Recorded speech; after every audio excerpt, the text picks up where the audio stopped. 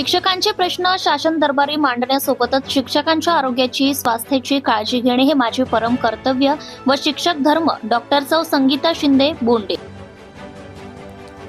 आरोग्याबाबत शिक्षकांनी केव्हाही हाक द्यावी, त्यांच्या हाकेला नेहमी हो प्रतिसाद असेल. अस्थिरोग तज्ज्ञ डॉक्टर महेश चव्हाण. यवतमाळ जिल्ह्यातील शिक्षक बांधव, भगिनी, शिक्षकेतर कर्मचारी व त्यांच्या कुटुंबियांनी घेतला भव्य निशुल्क सर्व रोगनिदान, उपचार आणि मोफत शस्त्रक्रिया शिबिराचा लाभ.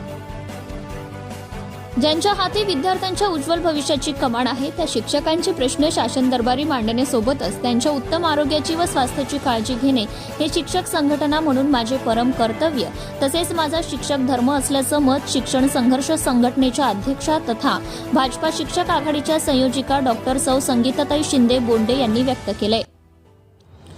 शिक्षण संघर्ष संघटना व आचार्य विनोबा भावे ग्रामीण रुग्णालय सावंगी मेघे यांच्या संयुक्त विद्यमाने आयोजित निशुल्क भव्य सर्व रोगनिदान, उपचार व मोफत शस्त्रक्रिया शिबिराच्या उद्घाटनाप्रसंगी त्या बोलत होत्या.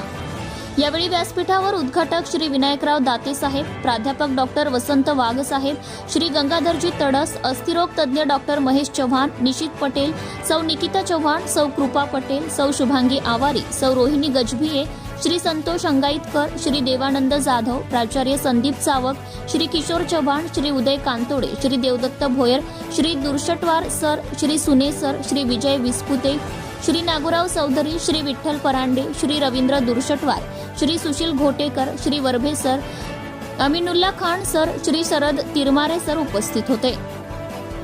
यवतमाळ जिल्ह्यातील शिक्षक बांधव, भगिनी, शिक्षकेतर कर्मचारी व त्यांच्या कुटुंबियांनी या भव्य निशुल्क रोगनिदान शिबिराचा लाभ घेतलाय.